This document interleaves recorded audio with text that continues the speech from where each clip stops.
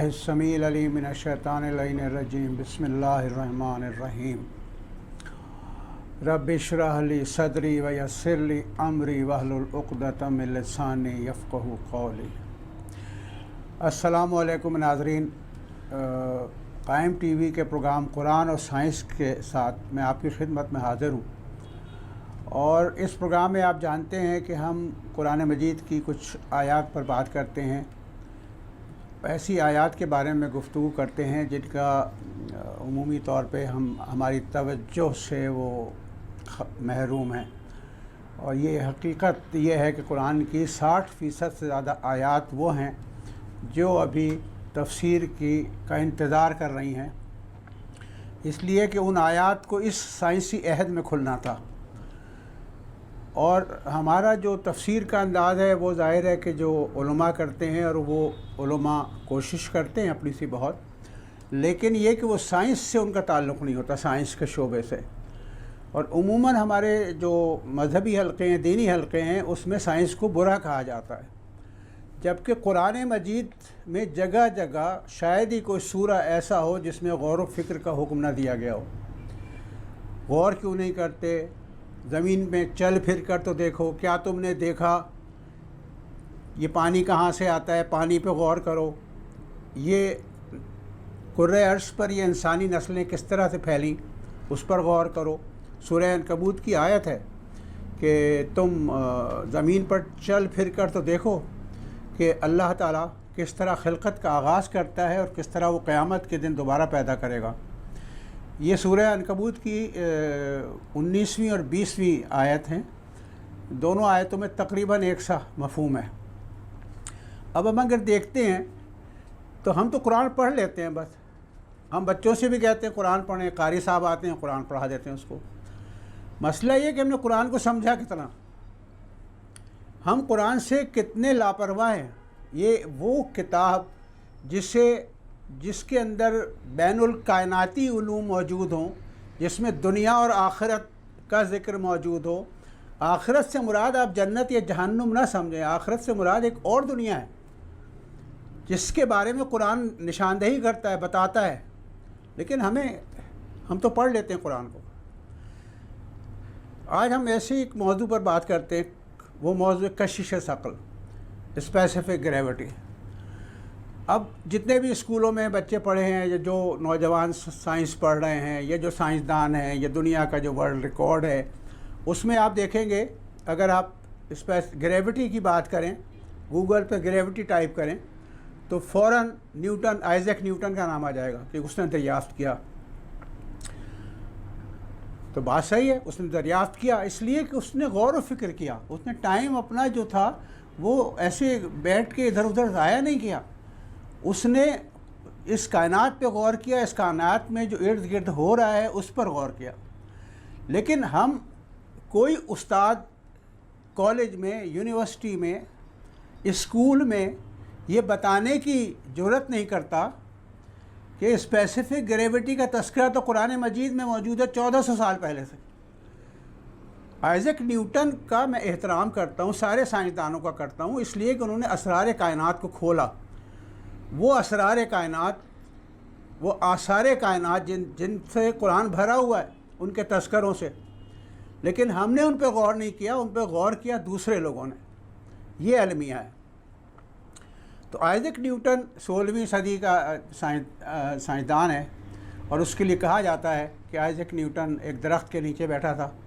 ایک سیب گرا اوپر سے، اور اس نے فوراً اس گریوٹی کا راز معلوم کر لیا، کشش ثقل کا راز معلوم کر لیا۔ یہ بچوں کو سنانے کے لیے تو بہت اچھی ہے کہانی، کوئی حرج نہیں، بچوں کی کتابوں میں بھی لکھیں اس کو، لیکن مسئلہ یہ ہے کہ سیب تو پہلے بھی گر رہے تھے آئزیک نیوٹن سے پہلے، اور آج بھی گر رہے ہیں، لوگوں کے سروں پہ بھی لگتے ہیں آ کے، تو کسی اور نے یہ راز کیوں نہ دریافت کر لیا؟ وجہ یہ تھی کہ آئزیک نیوٹن غور و فکر کرنے والا آدمی تھا۔ وہ یہ دیکھتا تھا کہ یہ صبح کیسے ہوتی ہے، شام کیسے ہوتی ہے، یہ سائے صبح کو لمبے ہوتے ہیں جب سورج نکلتا ہے، اور دوپہر کے وقت یہ غائب ہو جاتے ہیں، اور شام کے وقت پھر لمبے ہو جاتے ہیں۔ تو اس وقت سائنس نے اتنی ترقی نہیں کی تھی، اتنی ٹیلیسکوپ، مائکروسکوپ اور یہ خلائی دوربینیں اور جیسے جیمس ویب آپ کے پاس اب ہے جس اطلاع دے رہی ہے آپ کو، تو یہ ساری سہولتیں نہیں تھیں، نہ اس وقت ہائی ٹیک لیبارٹریز تھیں. لیکن جو غور و فکر کی عادت ہوتی ہے انسان کی، وہ بغیر وسائل کے بھی ایک جواب تک پہنچا دیتی ہے. تو آئزیک نیوٹن انہی چیزوں پر غور کرتا تھا اور وہ یہ کہتا تھا، سوچتا تھا کہ یہ کیسے ہوتا ہے کہ سائے کبھی لمبے ہو جاتے ہیں، کبھی غائب ہو جاتے ہیں، کبھی بڑھ جاتے ہیں. تو اس کا مطلب یہ کہ ہمارے زمین سے اوپر جو کائنات ہے اس کے اندر بہت ساری سرگرمیاں ہو رہی ہیں جن سے ہم بے خبر ہیں. وہ غور مستقل لگا ہوا تھا اس کے اندر. تو اس غور و فکر کا نتیجہ یہ نکلا، وہ ایک سوال کا جواب حاصل کرنا چاہ رہا تھا. تو اس کے غور و فکر کی وجہ سے یہ نتیجہ نکلا کہ ایک دن وہ ایک درخت کے نیچے بیٹھا تھا اور ایک سیب گرا، تو اس کے ذہن میں یہ بات آئی کہ سیب یا کوئی بھی پھل گرتا ہے تو وہ آسمان کی طرف کیوں نہیں جاتا، زمینی کی طرف کیوں جاتا ہے. بھائی یہاں سے اس کے اوپر راز کھلنا شروع ہوا. اچھا، یہ جو علم ہے نا، وہ سائنسی علوم ہو، سائنس کے مختلف شعبوں کے علوم ہوں یا کوئی بھی ہمارے دینی علوم ہو، تو وہ ایسے ہر ایک کے لیے نہیں کھلتے. یہ علم جو ہے ایک بہتا ہوا دریا ہے. یہ دریا جو ہے یہ یعنی عالم ملکوت سے، یعنی آسمان سے، آسمان کی طرف سے زمین کی طرف، عالم ناسوت کی طرف گر رہا ہے ایک آبشار کی طرح. جیسے آپ نے کینیڈا میں دیکھی ہوگی،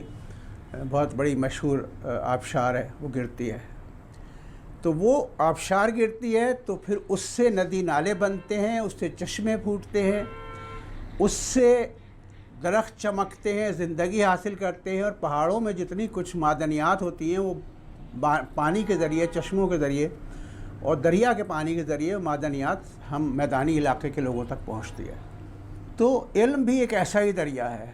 اور خصوصاً علم قرآن اور علوم آل محمد ایسا ہی ایک دریا ہے، ایسی ہی ایک آبشار ہیں جو یعنی عالم ملکوت سے عالم ناسوت کی طرف گر رہی ہوتی ہے. لیکن یہ انہی کو نظر آتی ہے جو اس پہ غور کریں، جو چاہیں علم حاصل کرنا، جو علم حاصل کرنے کے لیے محنت کریں، جد و جہد کریں، کوشش کریں، غور و فکر کرتے رہیں، اپنے تجربے، مشاہدے، اپنے مطالعے کے ذریعے وہ کسی سوال کا جواب حاصل کرنا چاہیں، تو پھر ان کے لیے یہ رستے کھلتے ہیں. اور اس کے لیے ضروری نہیں کہ میں مسلمان ہوں، شیعہ ہوں، میں نماز تہجد پڑھوں، میں نماز شب و روز نماز پڑھتا رہوں، میں بہت پاکیزہ آدمی ہوں اور میں مسلمان ہوں تو علم میرے ہی پاس آئے گا. نہیں، ایسا نہیں ہے. علم تو ایک دریا ہے، ایک آبشار ہے، اس سے جو بھی فائدہ اٹھانا چاہے علم اس تک پہنچ جاتا ہے. اس کی مثال نیوٹن ہے. نیوٹن تو ظاہر ہے کہ ہم مسلمان تو نہیں تھا، لیکن وہ غور و فکر کر رہا تھا، اور وہی غور و فکر جس کا قرآن مجید میں بار بار اصرار کیا گیا ہے کہ تم غور کیوں نہیں کرتے. اب غور سے مراد یہ نہیں ہے ہماری کہ ہم ٹھوڑی پہ ہاتھ رکھ کے بیٹھ جائیں اور غور کرتے رہیں. غور سے مراد یہ کہ ہم دیکھیں تو صحیح کہ پھول کس طرح کھل رہا ہے، بارش کس طرح برستی ہے، یہ بارش کا پانی کہاں سے آتا ہے، کہاں چلا جاتا ہے، یہ ہوائیں کبھی تیز ہو جاتی ہیں، کبھی آندھی بن جاتی ہیں، کبھی ٹھنڈی ہوا بن جاتی ہیں، موسم بدلتے رہتے ہیں. کیوں بدلتے ہیں موسم، کیا اسباب ہیں اس کے؟ قرآن مجید بھی اسی طرف اشارہ کرتا ہے کہ غور و فکر کیجیے. اس دنیا میں، کائنات میں، اپنے جسم کے اندر، اپنے وجود کے اندر، اپنے ارد گرد کی چیزوں کے اوپر، یہ سب چیزوں پہ جب آپ غور کریں گے، اس میکینزم کو سمجھیں گے کہ بارش کہاں سے آتی ہے، بارش کہاں جا رہی ہے، پانی کہاں سے آتا ہے، کہاں غائب ہو جاتا ہے، یہ پھول کس طرح کھلتے ہیں، سبزہ کس طرح لہلہاتا ہے، یہ پرندے طرح طرح کے کس طرح سے الگ الگ گروپس کے اندر رہتے ہیں. ایک ہی زمین ہے، اس کے اوپر آم کے درخت جو ہے آم آتے ہیں، اس کے اوپر نیم کا درخت اس پہ نیم آتا، نیم کی نمولیاں آتی ہیں. یہ کیسے ممکن ہے؟ کون کرتا ہے یہ سارے کام؟ تو جب آپ ان چیزوں پہ غور و فکر کرنا شروع کریں گے تو آپ کے لیے علم کے دروازے واہ ہوں گے.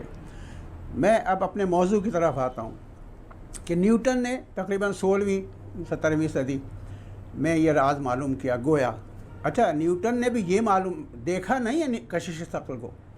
یعنی دیکھے بغیر کچھ اصولوں کے ذریعے اس نے حساب لگایا کشش ثقل کا، اور پھر اس نے اس کے کچھ قوانین مرتب کیے۔ تو کہنے کا مقصد یہ ہے کہ ضروری نہیں ہے کہ جو چیز آپ کو نظر نہیں آ رہی وہ وجود ہی نہیں رکھتی۔ بے شمار چیزیں ہیں جو وجود رکھتی ہیں، لیکن آپ کے کسی بھی ذریعے سے آپ کے پانچوں یعنی جو آپ کے حواس خمسہ ہیں، جتنے بھی جدید ترین کمپیوٹرائز دوربینیں ہیں، خوردبینیں ہیں، ان سے وہ چیزیں نظر نہیں آتی۔ مثلاً یہ کہ ڈارک میٹر ہے جس کے اوپر 1971 میں کام شروع ہوا، اور یہ ایک الگ موضوع ہے، جب ہم اس پہ آئیں گے تو پھر بات کریں گے۔ تو نیوٹن نے یہ راز معلوم کیا اور ہم اس کی تعریف کرتے ہیں اور کرنا بھی چاہیے، لیکن قرآن مجید نے اس کے بارے میں کیا کہا وہ بہت واضح طور پہ کہا، بہت جگہ آیات میں ہے، لیکن میں سورہ حدید کی آیت نمبر 4 آپ کو پڑھ کے سناتا ہوں، اور پھر میں آپ کو یہ بھی بتاؤں گا کہ کشش ثقل کے بارے میں امیر المومنین علیہ السلام نے کیا کہا اور کب کہا، نیوٹن سے تقریباً 1200 سال پہلے۔ امیر المومنین علیہ السلام کا قول ہے، وہ میں آپ کو بعد میں بتاؤں گا۔ تو سورہ حدید کی آیت نمبر 4،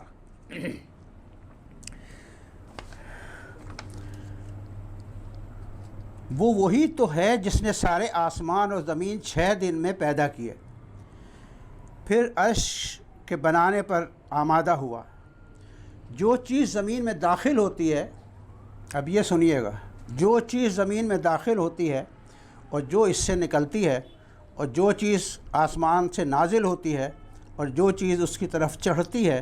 سب اس کو معلوم ہے، اور تم چاہے جہاں کہیں رہو وہ تمہارے ساتھ ہے، اور جو کچھ بھی تم کرتے ہو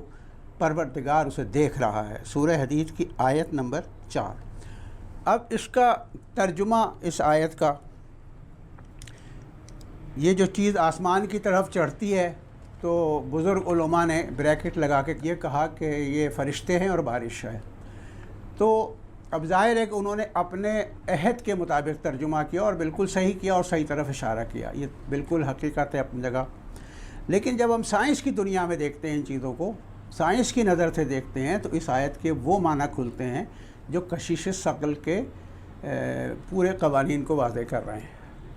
نیوٹن کا 3rd لا آف موشن جو ہے، اس میں اس نے کہا کہ ایک مثال ہے اس کی کہ ایک پتھر کو رسی میں باندھیں، اور پھر اس رسی کو گھمائیں،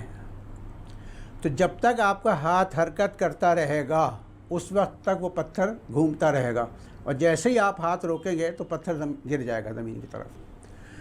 تو نیوٹن کا کہنا یہ ہے کہ اس وقت جب پتھر کو آپ گھما رہے ہیں تو 2 قوتیں کام کر رہی ہیں، ایک قوت جو ہے وہ آپ کے ہاتھ سے نکل کے پتھر کی طرف جا رہی ہے، اور دوسری قوت پتھر سے نکل کے آپ کے ہاتھ کی طرف آ رہی ہے۔ یہ نیوٹن کا 3rd لا ہے۔